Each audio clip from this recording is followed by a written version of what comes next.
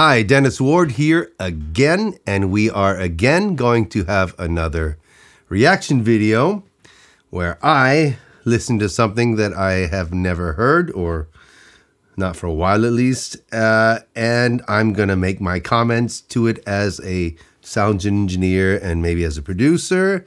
So let's see what the guys have got lined up for me today. It's written right here. All right, so today's song is from the artist Ghost. The song is called Spillways. The album is Impera, recorded or released in 2022. The producer is Klaas Alund, and it was recorded at Capitol Studios in Hollywood, partially at Atlantis Metronome in Stockholm, and Apaman Studios, Stockholm. Mixed by Andy Wallace, okay, and mastering by Ted Jensen. So this is definitely gonna be a high-end something to listen to. So, with no further ado, here we go.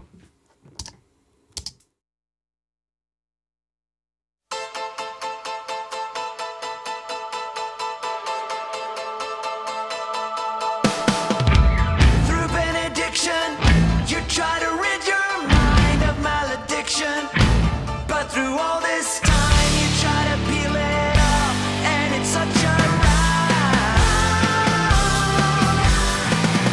Your desolation led you into this vile incarnation of consummated bliss. I know you need it now to make you feel alive.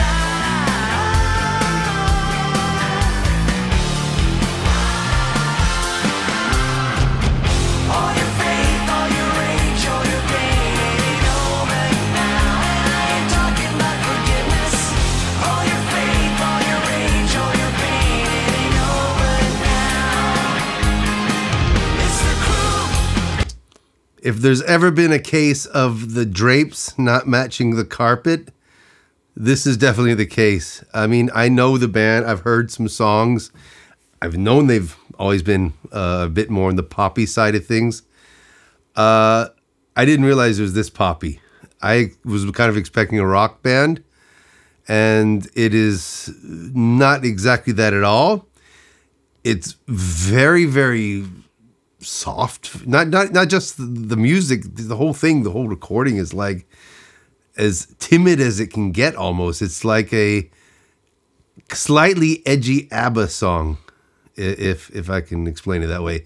Sounds great. He's not exactly a yeller of a singer. He's sounds very poppy and very quiet, and it's okay if, you know, I didn't realize that they were that poppy. So, but yeah, sounds good.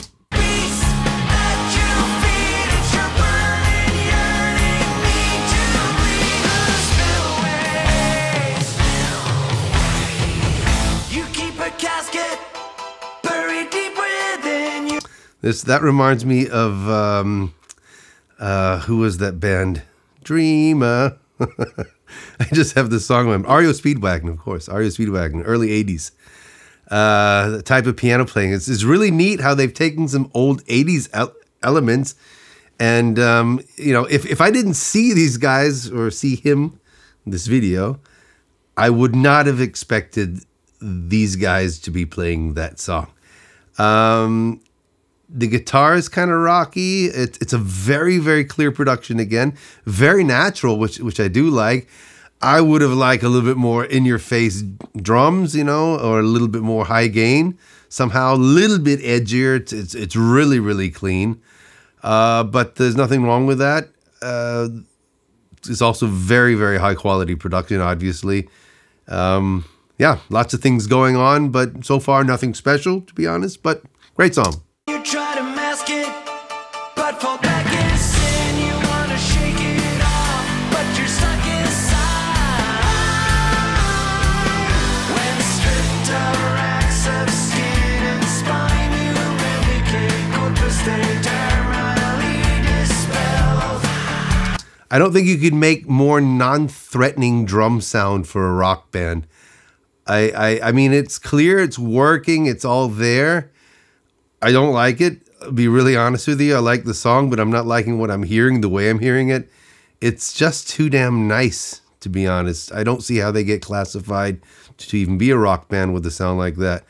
But, you know, whatever. I mean, they look evil. It seems evil. And maybe I should pay attention to the lyric. I haven't yet. Again, a good production. Very, very soft and very, very careful. And it's such a ride. All your faith, all your rage, all your pain, it ain't over now. And I ain't talking about forgiveness. All your faith, all your rage, all your pain, it ain't over now. Now I know where the voice reminds me. That's Bryan Adams in disguise. That's actually Bryan Adams, and he's wearing a mask. No, but seriously, that kind of voice, love bites, that kind of a real, you know, not pushed and not trying to wake the neighbors kind of a vocal thing. It's got the same thing, which is great. I'm a huge Bryan Adams fan. I love all his work. And it's just funny. Like I said, it's really weird for me to watch this.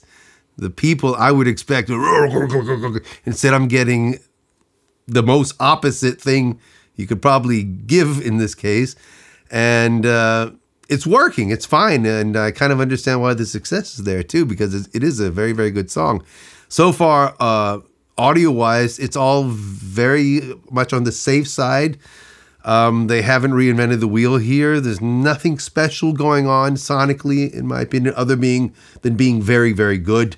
Like I said, the drums are really not kicking it for me, but, you know, to each his own. It's the cruel beast that you feed. It's your burning, yearning need to bleed through the spillways of your soul. Through the spillways.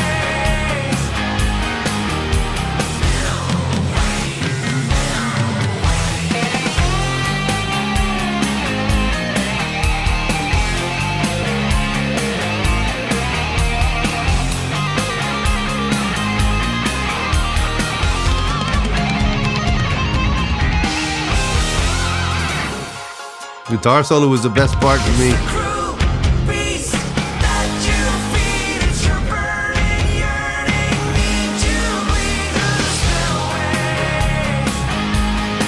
Through the spillways of your soul. Through the spillways. Through the spillways of your soul. Through the spillways. Through the spillways of your soul. Through the spillways. Through the spillways of your soul. All right. Something I also just realized, which I thought was really neat, toward the end, you can hear the cymbals quite clearly. The cymbals are not too long. They're just there when you need them, and then not anymore when you don't. And now two things might be happening there. Either they just found really, really good cymbals that just don't have too much sustain, which is obviously the easiest way to go about doing that, or they use some kind of expansion on the cymbals. And that could be a triggered expansion, so it just rises at a certain point and then slightly brings the level down a couple of decibels to keep it clear, but still have the impact that the cymbals give you. And when you don't have too much noise coming from your overheads, it's easier to keep your drum sound very clean and very clear.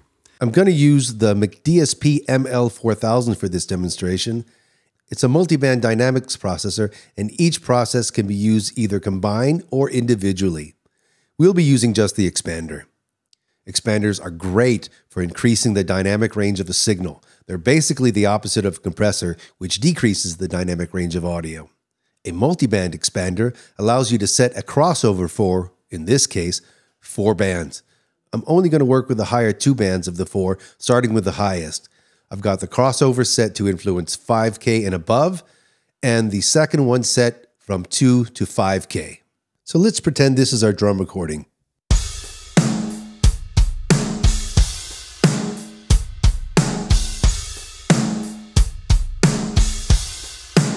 Let's say we find the cymbal sustain to be much too long, so let's go to the overhead track and solo it. On this track we have the ML4 inserted, So let's listen to the cymbals in solo. So let's listen to this highest band that I set up previously and see what it does.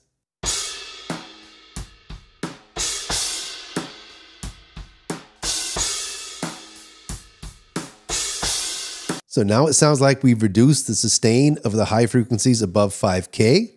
Let's see what we can do by going to the other frequencies between 2 and 5K.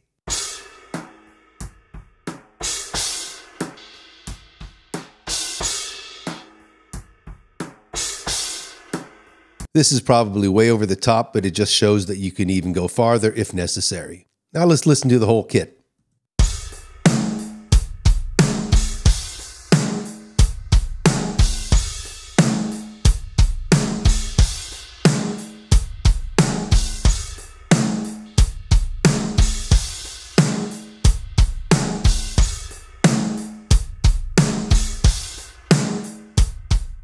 So having said that, that was a big surprise to me.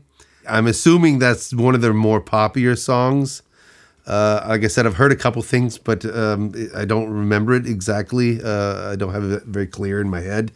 Well done. Very, very well done. Again, the wheel was not reinvented. Nothing sonically special for me.